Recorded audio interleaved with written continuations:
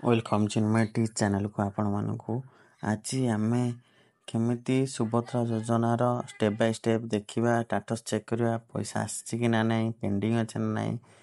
ଆମର ପଇସା ଚେକ୍ କରିବା ପାଇଁ ଆମେ ସୁଭଦ୍ରା ଯୋଜନାର ଦେଖିବା। ଏଠି ଲିଷ୍ଟ ଚେକ୍ କରିପାରିବ ତୁମେ ଷ୍ଟାଟସ୍ ତୁମ ମୋବାଇଲରେ। ଆଉ ଜନସେବା ଯିବା କେନ୍ଦ୍ର ପଡ଼ିବ ନାହିଁ। କ୍ରୋମ୍ ଓପନ୍ କରିବ, ସେଠି ଟାଇପ୍ କରିବ ସୁଭଦ୍ରା ଯୋଜନା। এই ସୁଭଦ୍ରା ଯୋଜନା ଦେଖ ମୁଁ ଟାଇପ୍ କରିଛି। ଯୋଜନା ଟାଇପ୍ କଲା ପରେ ତାପରେ କ୍ଲିକ୍ କରିବ। ଫାଷ୍ଟ ଲିଙ୍କ ଉପରେ କ୍ଲିକ୍ କରିବ। ଗଭର୍ଣ୍ଣମେଣ୍ଟ ଅଫ୍ ଓଡ଼ିଶା ଏଠି ସୁଭଦ୍ରା ଆପ୍ ବି ଅଛି। ତୁମେ ଏଇ ଫାଷ୍ଟ ୱେବସାଇଟ୍ରେ କ୍ଲିକ୍ କରିବ। ଦେଖ ଏଠି ସୁଭଦ୍ରା ହେଉଛି, ଆସୁନି। ଏଠି ଲେଖା ହେଇଛି ସୁଭଦ୍ରା, ଲେଖା ହେଇଥିବ ଦେଖ ସୁଭଦ୍ରା, ତାରି ଉପରେ କ୍ଲିକ୍ କରିବ। ଦେଖନ୍ତୁ ଏଠି କ୍ଲିକ୍ କରିସାରିଲା ପରେ ଏଇଟା ମୋର ଡେସ୍କଟପ୍ ମୋଡ଼ ନାହିଁ। ମୁଁ ଏଠି 3ଟା ଡଟ୍ ଉପରେ କ୍ଲିକ୍ କରିବି। ଡେସ୍କଟପ୍ ସାଇଟ୍ କଲି।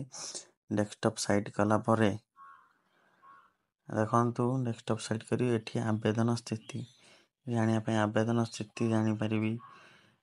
ଏଠି ଦେଖନ୍ତୁ ସବୁ ଡିଟେଲ୍ ସବୁ ଦେଇଛି। ଏଠି ଆବେଦନ ସ୍ଥିତି ଜାଣିବା ପାଇଁ ଫାଷ୍ଟ ଏଠି ଆବେଦନ ସ୍ଥିତି ଉପରେ କ୍ଲିକ୍ କରିବି। ଦେଖନ୍ତୁ କ୍ଲିକ୍ କଲା ପରେ ଏଠି ଦେଖାଉଛି ଆଧାର ନମ୍ବର। ତୁମେ ଏଠି ଏଣ୍ଟର ଆଧାର ନମ୍ବର ଏଠି ମୁଁ ଦେଲି। ଦେଖନ୍ତୁ ମୁଁ ଆଧାର ନମ୍ବର ଦେଉଛି। ଏଠି ଆଧାର ନମ୍ବର ଦେଇ ସାରିଲା ପରେ ଏଠି କ୍ଲିକ୍ କରି ମୁଁ OTP, ତାପରେ ଏଠି କ୍ଲିକ୍ କରିସାରିଲା ପରେ ପୁଣି OTP ଆସିବ। OTP ଦେବି। ଦେଖନ୍ତୁ OTP ଆସିଲା, କପି କଲି। OTP ଏଠି ପେଷ୍ଟ କଲି। ଦେଖନ୍ତୁ OTP ଜାଣିସାରି ପରେ ଦେଖନ୍ତୁ ପଳାଇଲା। KYC ସ୍ଥିତି କମ୍ପ୍ଲିଟ୍, ବାୟୋମେଟ୍ରିକ୍ ସ୍ଥିତି ସ୍ୱୀକୃତି ଆପ୍ରୁଭ୍, ପେମେଣ୍ଟ ବି ସକ୍ସେସଫୁଲ୍ ହେଇଛି। ଏଇଟା ଆପଣ ଦେଖିପାରିବେ। ଯଦି ପେଣ୍ଡିଂ ଥିବ ତାହେଲେ ଆପଣ ମିଳିବ ପରେ। ଦେଖନ୍ତୁ ତାପରେ ଏଠି ଆମର ଦେଖନ୍ତୁ ବିଭିନ୍ନ ପ୍ରକାର ଦେଇଛି। ଫାଷ୍ଟ ଏଇ ସୁଭଦ୍ରା, ଆମ ସୁଭଦ୍ରା ଲିଷ୍ଟରେ ଆପଣ ଦେଖିବାକୁ ଚାହୁଁଛନ୍ତି ହିତାଧିକାରୀ।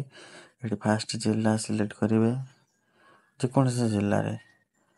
ଦେଖନ୍ତୁ ମୋର ଏଇଟା କେନ୍ଦ୍ରାପଡ଼ା, ମୁଁ କେନ୍ଦ୍ରାପଡ଼ା ଜିଲ୍ଲା ସିଲେକ୍ଟ କଲି। ବ୍ଲକ ଏଠି ମୁଁ ଡେରାବିଶ ସିଲେକ୍ଟ କରିବି। ତାପରେ ଏଠି ଗ୍ରାମ ପଞ୍ଚାୟତ ଏଣ୍ଡର ସିଲେକ୍ଟ କରିବି।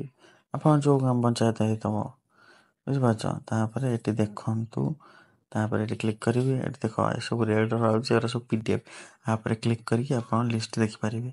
କିଏ ଅଛନ୍ତି, କି ପାଇଛନ୍ତି, କିଏ ନ ପାଇଛନ୍ତି, କାହାର କ'ଣ ଭୁଲ ହେଇଛି, ଏଇଠି ଆମର PDFରେ ଦେଖିପାରିବେ। ବୁଝିପାରୁଛନ୍ତି। ତାପରେ ପୁଣି ମୁଁ ଆସିଲି, ଦେଖ ଜିଲ୍ଲା, ଆଉ ଗୋଟେ ଜିଲ୍ଲା ବି ଦେଖିପାରିବ। ମନେକର ଏଠି ଆମର ଆସିଗଲା କ'ଣ ସିଲେକ୍ଟ କରିବା। ଦେଖ ଫାଷ୍ଟ ହେଲା ଗଞ୍ଜାମ, ତାପରେ ଏଠି ବ୍ଲକ ସିଲେକ୍ଟ କରିବି। ଗଞ୍ଜାମ ପରେ ବ୍ଲକ ସିଲେକ୍ଟ କଲି, ଅଞ୍ଜନନଗର।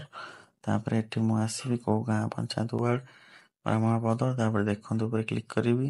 କ୍ଲିକ୍ କରିସାରିଲା ପରେ ଆପଣମାନେ ହେଇଥିବ ଯେଉଁଟା ମୁଁ PDF ଅଛି, ଆପଣ PDF ଉପରେ କ୍ଲିକ୍ କରିବେ।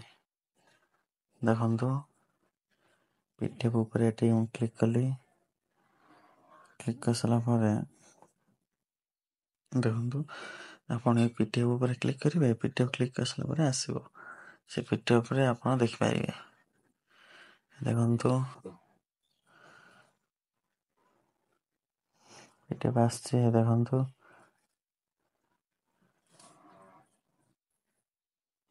PDF ଉପରେ କ୍ଲିକ୍ କଲି। ଦେଖନ୍ତୁ PDF ଉପରେ କ୍ଲିକ୍ କରିସାରିଲା ପରେ ଦେଖନ୍ତୁ ଏଇ ଆସିବ ଲିଷ୍ଟ ସବୁ। ଆପଣ ଏଠି ଦେଖିପାରିବେ ଲିଷ୍ଟ। ଆପଣଙ୍କ ନାଁ ଏଥିରେ ଏଲିଜିବିଲିଟି ମାନେ ଅଛି ବା କଟିଯାଇଛି ବା କ'ଣ ରହିଛି, ଏଠି ଆପଣ ଦେଖିପାରିବେ ହିତାଧିକାରୀ ତାଲିକାରେ। ଏଇସବୁ ଭିଡ଼ିଓ ଆପଣମାନେ ଦେଖିବା ପାଇଁ ଆମ ଚ୍ୟାନେଲକୁ ସଦାବେଳେ ଲାଇକ୍, ସବସ୍କ୍ରାଇବ୍, କମେଣ୍ଟ ଏବଂ ସେୟାର କରନ୍ତୁ।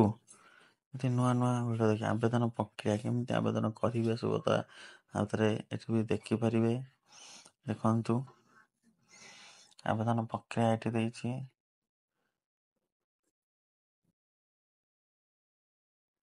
ତାପରେ ଆମର এই ଭିଡ଼ିଓ ହେଉଛି ଇନଫର୍ମେସନ୍ ଦେବାର ଲକ୍ଷ୍ୟ ହେଉଛି ଯେଉଁମାନେ ସୁଭଦ୍ରା ପଇସା ପାଇନାହାନ୍ତି ସେମାନେ ଦେଖିପାରିବେ ଏଇ ଭିଡ଼ିଓ। ଜୟ ଜଗନ୍ନାଥ।